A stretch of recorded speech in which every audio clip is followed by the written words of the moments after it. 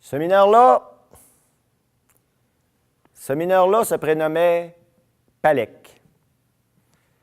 Ce mineur-là est mort aujourd'hui. Cette histoire-là, elle s'est passée en Abitibi, ici même, à Malartic, à la Sladen Mine. Il y a de ça plusieurs années. Cette histoire-là s'est passée au début des années 1950. Palek Balansky, de son nom complet, avait quitté un petit village de sa Pologne natale pour essayer d'avoir une vie meilleure au Canada. Palek Balansky s'est retrouvé en Abitibi, à Malartic. Il s'est retrouvé à la Sladen Mine comme mineur, un métier qu'il avait appris dans son village natal de la Pologne avec son frère et ses oncles. Palek Balansky, il avait le faciès typique des Européens de l'Est, des traits sévères, un visage rude. Palek Balansky parlait peu, riait rarement. Palek Balansky a quand même fait rapidement sa renommée de très bon mineur. C'était un driftman, un mineur de galerie. Puis Palek Balansky, il prenait sa ronde à tous les jours. 8 pieds d'acier cassés à bit, good shift or bad shift.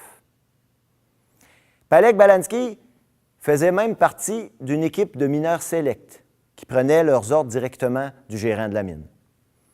Ce qu'il faut savoir, c'est qu'une mine ne peut miner que son bail minier. Quand la veine était particulièrement riche, il arrivait que le gérant demande à une petite équipe de mineurs de suivre la veine, de continuer à pousser la galerie en suivant la veine, même si on était à l'extérieur du bail minier, à l'extérieur des limites officielles de la propriété. Ces galeries-là n'étaient pas visitées par les arpenteurs. Ces galeries-là n'apparaissaient pas sur les plans de la Sladen Mine. Palek Balansky faisait partie de cette équipe de mineurs-là. Pour arrondir ces fins de mois, Palek Balansky était aussi un high grader, que je vous explique. Comme on suivait les veines les plus riches, le filon principal, il n'était pas rare qu'on voit de l'or visible, ce qu'on appelait du VG, du Visible Gold. Puis ces petites pépites d'or visibles-là, c'était tentant de les voler parfois. Ces gars-là, ceux qui en volaient, on les appelait les high graders.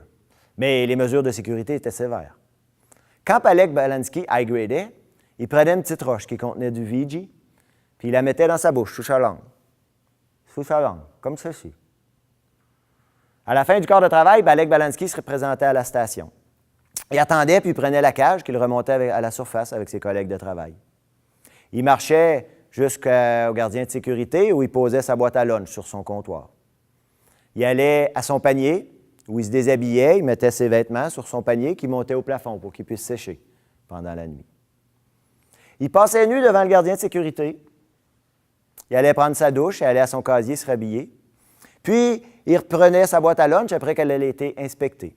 Il marchait jusqu'à la guérite, puis jusqu'à la petite chambre qu'il avait louée d'une chambreuse dans le quartier Roc d'Or de Malartic.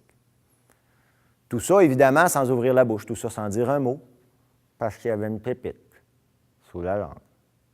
Mais personne n'y voyait rien d'anormal, parce que de toute façon, Palek Balansky parlait peu, riait rarement. Cette histoire-là est arrivée au début des années 1960. Un jeudi de novembre, fin du quart de jour. Le cage tender s'apprête à faire le dynamitage.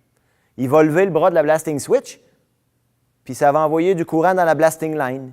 Ça va initier chacun des détonateurs électriques qui vont initier chacune des bresses, des rondes, des slashes, des blasts de long hole qui sont collectés sur la blasting line.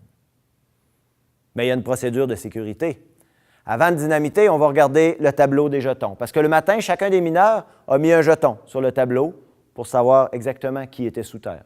Le soir, en sortant, chacun des mineurs l'enlève. C'est ce qu'on appelle taguer out. Il arrivait à l'occasion qu'un mineur oublie de taguer out. On allait le chercher dans le vestiaire, il revenait avec du shampoing dans les cheveux, une serviette autour de la taille pour enlever son jeton. Parce qu'il n'est pas question de toucher au jeton d'un autre. Oh, un gars se fait prendre juste une fois. Mais de mémoire de cage tender, c'était la première fois que Palek Balansky oubliait de taguer out. On est allé voir dans le vestiaire, dans les douches. On est allé voir au support des lampes. Une lampe était manquante sur le chargeur, celle de Palek. On a cancellé le quart de nuit. fait appel à l'équipe de Mine Rescue qui a entrepris des recherches pour trouver Palek. Des recherches qui se sont poursuivies le vendredi puis au cours du week-end. Le dimanche, on a mis fin aux recherches, puis le lundi matin, les opérations régulières reprenaient à la Sladen Mine. La logeuse de Palek Balansky s'est débarrassée de ses quelques vêtements, a vendu ses quelques meubles, puis a rapidement reloué la chambre. On n'a jamais retrouvé Palek Balansky. Au début des années 1980, on a mis fin définitivement aux opérations minières souterraines à la Sladen Mine. On a démantelé des équipements de surface, les bâtiments. On a coulé des dalles de béton sur le collet du shaft, sur le collet des rises de ventilation. Palek Balansky était à jamais oublié.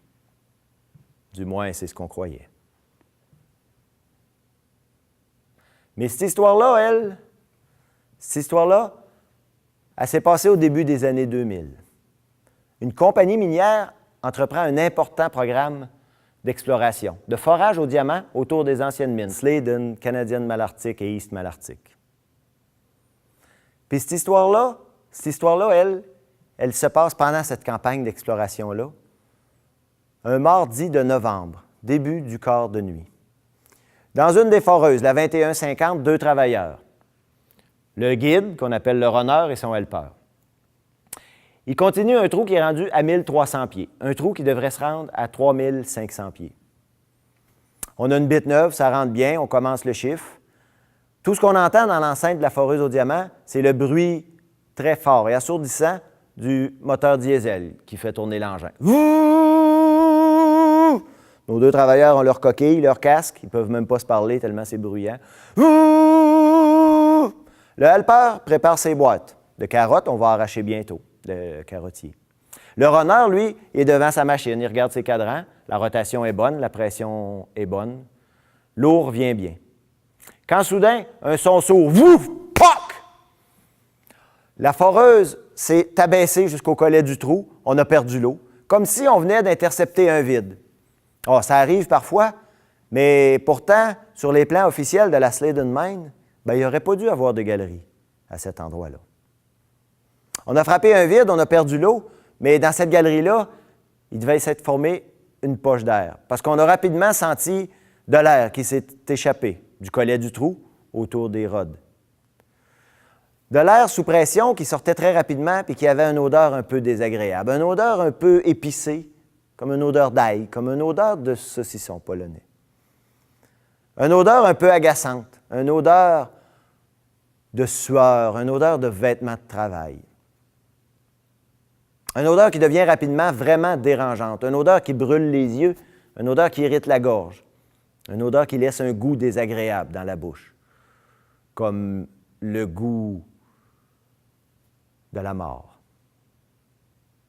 Le helper, qui est un peu plus loin, se frotte un peu les yeux, ça va bien. Le runner, lui, qui est vis-à-vis du collet du trou, est vraiment agacé.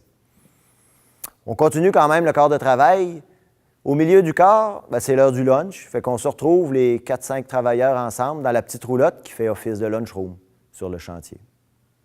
Le runner, un ladouceur, qui est habituellement un gars de bonne compagnie qui aime bien s'amuser et rire, il file pas, mais vraiment pas cette journée-là. Il touche presque pas à son lunch. Puis plutôt que de placoter avec les gars comme à son habitude, il s'accote sur le mur dans le coin, puis il commence à se reposer pour finalement s'endormir, faire un petit somme. S'endormir d'un sommeil agité, il se met à marmonner un peu pour enfin se mettre à parler de façon un peu plus audible. Ça va, pas Jimny. Ça va, pas Jimny, pas bit, pas Jamio. Un autre des travailleurs dans ce lunchroom, il dit « Hey, je connais ça. » Il dit « Ma grand-mère parlait comme ça, c'est du polonais. » Ce runner-là, qui était francophone, mais qui avait même de la misère à se commander un hamburger quand il allait à Timmins, en Ontario, venait de leur parler en polonais. Il a fini quand même son quart de travail. Le lendemain, un petit mal de tête qui s'est résorbé, puis au bout de quelques jours, il a oublié cette histoire-là. La corporation minière Osisko, suite à la campagne de forage, a mis en production la mine canadienne Malartic.